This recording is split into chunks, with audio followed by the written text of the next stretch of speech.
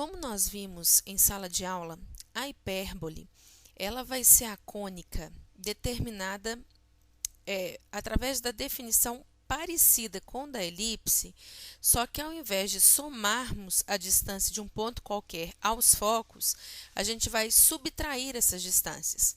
A gente coloca o módulo para garantir que sempre vai ser positivo, e aí a hipérbole é definida como os conjuntos dos pontos cuja diferença entre as distâncias desse ponto aos focos seja sempre constante igual à distância dos vértices definidos A1 e A2.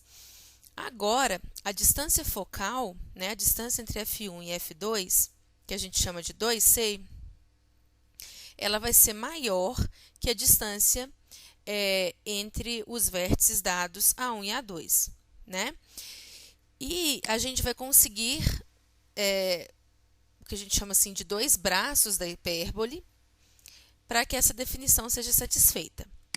Como a definição é bem parecida com a da elipse, a equação da hipérbole também é bem parecida com a da elipse. A diferença é que, como que nós temos uma subtração, na hipérbole nós também teremos uma subtração. O que não acontece é a gente conseguir definir eixo maior e eixo menor. Agora, o que vai acontecer é o que a gente define como eixo real e eixo imaginário. Por quê? Nós podemos notar que, por construção, se a gente colocar o centro da hipérbole, como a gente fez na elipse, no centro do sistema de coordenadas x e y, se os vértices definidos A1 e A2 estiverem sobre o eixo x, a hipérbole ela não vai passar sobre o eixo y. Então, a gente chama esse eixo y, em que a hipérbole não passa, nesse caso, de eixo imaginário. E o eixo que contém os focos e o vértice que define aí a distância 2A, a gente chama de eixo real. Então, o que a gente pode perceber é que o eixo que está antes do sinal de menos é o eixo imaginário, é o eixo onde a hipérbole não corta. O outro eixo, então, a gente chama de eixo real. Outra diferença da hipérbole para a elipse, por causa desse menos, é que em vez de A2 ser B2 mais C2, ou seja, na elipse B2 é igual a A2 menos C2. Aqui, por causa do sinal de menos, no desenvolvimento da equação da hipérbole, a gente nota que B2 é igual a C2 menos A2. Com essa definição aqui, a gente teria, então, o valor de Bzinho.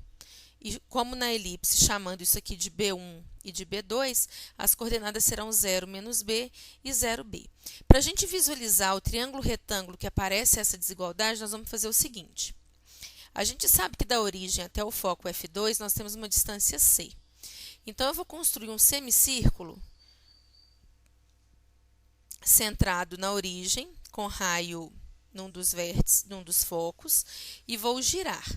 Eu vou parar exatamente onde é esse arco, no ponto desse arco, cuja projeção na reta seja o A2, ou seja, que eu vou ter uma perpendicular.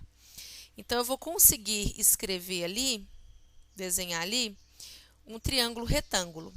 A gente sabe que a hipotenusa desse triângulo é o Czinho, porque vem do raio do arco criado aqui. Então, se da origem até o F2 é Czinho, se eu faço um círculo aqui também vai ser Czinho. Deixa eu colocar ali. Deixa eu colocar ele mais para cá. Isso. A gente sabe que da origem até o A2 é o nosso Azinho. Então, eu posso deixar ele aqui. Então, deduz-se que essa perpendicular criada aqui seja o nosso Bzinho. E aí, a gente tem, então, que C2 é igual a A2 mais B2, não é como na elipse. Então, B2 vai ser C2 menos A2, porque agora a distância focal é maior que o nosso Azinho, O C agora é maior que o A. Se eu pegar, então, esse tamanho aqui, Bzinho, e projetar no eixo Y, eu vou ter o ponto 0B e vou ter o ponto 0 menos B. Por que é interessante a gente saber esse valor de B? Eu vou construir aqui um retângulo que passa por B2, B1, A1 e A2. Dessa forma aqui, deixa eu achar o... Quando eu construo esse quadrilátero, né, esse retângulo, eu consigo, utilizando as diagonais dele, retas que me ajudam a construir a minha hipérbole. Então, eu vou desenhar aqui as retas diagonais desse quadrilátero. Olha só, essas retas vão ter inclinação B sobre A, todas elas, né, que é ΔY sobre ΔX, ou menos B sobre A, e essas retas, elas são assíntotas da minha hipérbole. O que são assíntotas? São retas que têm a propriedade da curva ela se aproximar muito delas, mas nunca tocando-as. Então, eu vou diminuir a escala aqui para vocês verem. Ó. Eu consigo visualizar, através dessas retas, uma posição adequada para a abertura da minha cônica aqui. Deixa eu voltar isso aqui para o lugar. Então, o interessante de a gente saber o valor do A e o valor do B é a construção desse quadrilátero que me ajuda a dimensionar a hipérbole.